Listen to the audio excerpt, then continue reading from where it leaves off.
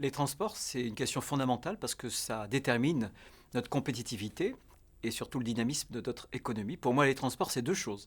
Ce sont les transports collectifs, le rail bien sûr, avec un haut niveau de service, avec une ponctualité, la sécurité aussi pour ceux qui empruntent par exemple les TER. Ce sera aussi des cars parce qu'il ne faut pas négliger ce mode de transport.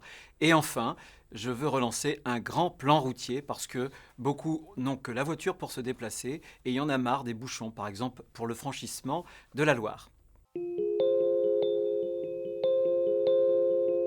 Trois priorités pour le rail. D'abord, moderniser les infrastructures et notamment la partie TGV entre Nantes et puis Angers parce que c'est insupportable. Trop de retard et puis surtout un train qui met de plus en plus de temps pour aller sur Paris.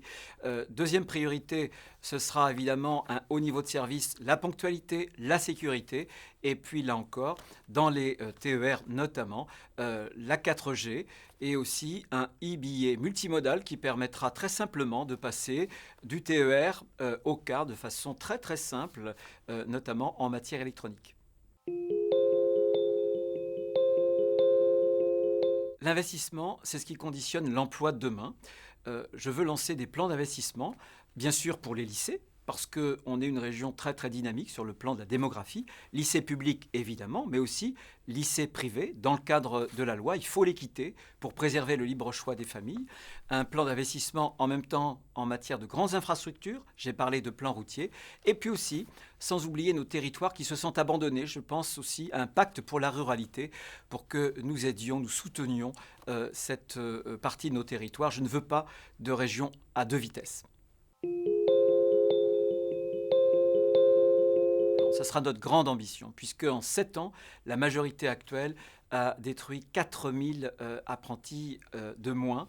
C'est une contre-performance et pour cela, je pense qu'il faut un plan ambitieux sur l'orientation, parce que trop souvent, les enfants, les jeunes sont mal orientés. Nous dépêcherons dans les collèges, les lycées, des ambassadeurs, des jeunes qui auront réussi par l'apprentissage. Nous mobiliserons en même temps tous les partenaires. Nous ferons une prime aussi, non pas seulement pour les TPE, mais pour nos PME. Et puis, nous envisagerons d'autres mesures pour accompagner en milieu rural, par exemple, pour faciliter le logement de nos apprentis avec un réseau de familles d'accueil et une garantie contre les ruptures de contrat.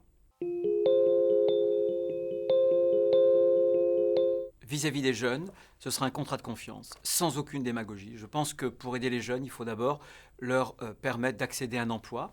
Ce sera par exemple une bourse de stage. Chaque entreprise qui travaillera avec la région, qui sera aidée par la région, proposera obligatoirement des stages pour les jeunes. Ce sera en même temps l'apprentissage. Regardez l'Allemagne.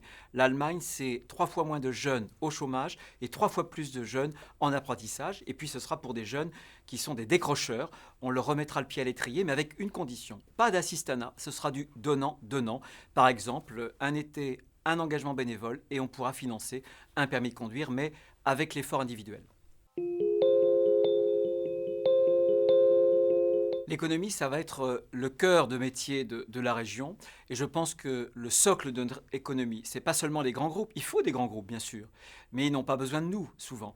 Le socle de l'économie régionale, ce sont nos petites entreprises, les moyennes entreprises.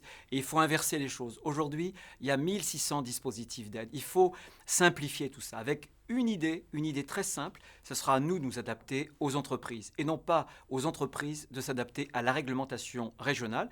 Et il faut aussi tenir les deux bouts de la chaîne, à la fois aider des secteurs qui sont en difficulté, je pense à l'agriculture, aux travaux publics, à l'industrie aussi, et puis en même temps se projeter vers l'avenir grâce à la croissance bleue, la mer, la transition énergétique évidemment, et puis le numérique qui nous offre un champ, un gisement d'activité et d'emploi extraordinaire. Ni l'un ni l'autre, puisqu'il faudra baisser l'emprunt. Là, la dette, en un peu plus de 10 ans, a été multipliée par 3. Pas d'impôts non plus supplémentaires, parce que nous sommes une des régions qui a le plus fiscalisé les automobilistes à travers la carte grise. Il faudra donc une réduction du train de vie, drastique de la région. Je vous donne quelques exemples qui sont très simples. On va vendre les bureaux de la région dans les départements. Je préfère mutualiser, louer avec les conseils départementaux, ça coûtera moins cher. Pas remplacer tous les agents territoriaux qui partiront à la retraite et puis faire des économies, par exemple, dans les frais de communication. Croyez-moi, il y a beaucoup de gisements d'économies. Il faut moins de dépenses publiques. Je ferai une quarantaine de millions d'euros sur les 2 premières années d'économies. Ce que je proposerais, c'est que sur chaque territoire, chaque communauté de communes, par exemple, il puisse y avoir un projet de production d'énergie par des énergies renouvelables. C'est important, on peut le faire pour baisser notre dépendance énergétique et essayer d'accompagner la croissance vers une énergie qui sera propre. Et puis, on peut aussi développer et déployer l'électromobilité pour les voitures électriques, de même qu'engager sur l'hydrogène une recherche très approfondie parce que ça permettra de décupler l'autonomie, par exemple, des batteries. Mieux faire connaître la région, ça veut d'abord dire que la région ne doit pas être une touche-à-tout. C'est ce qu'elle a été souvent pour des raisons clientélistes jusqu'à présent. Il faut revenir sur quelques compétences de base sur l'économie, l'emploi, la formation et en même temps l'aménagement, la compétence infrastructure. Et je pense que ce que je souhaite en même temps, c'est que sur chaque territoire, il puisse y avoir un élu référent. Moi, je crois en l'enracinement. Bien sûr, la ZAD est devenue une zone de non-droit et on voit que progressivement, la violence ne fait qu'augmenter avec le saccage du centre-ville de Nantes, avec des scientifiques qui ont été molestés, des journalistes dont les pneus de voiture ont été crevés et puis il y a encore quelques semaines, incroyable, une voiture de police, de gendarmerie qui a été brûlée. On ne peut pas tolérer dans une démocratie qu'une minorité fasse la loi. Il faut que la loi de la République s'impose pour éviter toute violence.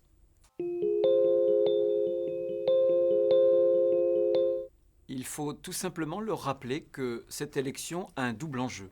D'abord un enjeu régional. Et pour ma part, je pense qu'il faut que la région, notre région des Pays de la Loire, soit une sorte d'arme anti-crise pour l'emploi, pour nos territoires les plus fragiles, pour le civisme aussi.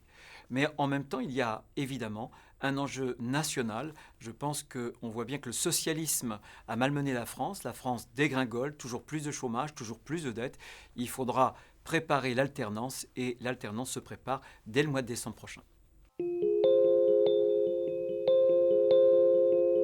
Eh bien, mon carburant, mon énergie, ce sont mes racines. Moi, je suis fier d'être vendéen. Je suis fier d'être ligérien, c'est-à-dire habitant des Pays de la Loire, et je suis aussi fier d'être français. J'essaie de servir ma petite patrie régionale, mais aussi ma grande patrie, la France, que j'aime.